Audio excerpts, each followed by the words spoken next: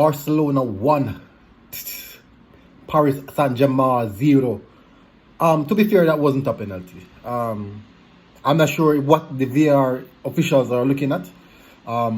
It seems as if they are as dodgy as the Premier League officials as well, because that was never a penalty. I could be wrong, but that wasn't a penalty in my point of view. But the game carry on.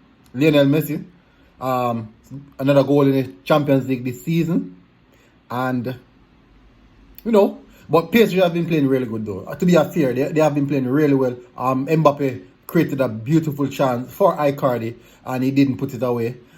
But I'm seeing some unfair decision going PSG direction. I could be wrong, as I said before, I could be wrong, but that was never a penalty. De Jong literally kicked his own feet and went down, and I didn't even see any contact. But anyways, Barcelona 1, PSG 0. Never a penalty in my point of view.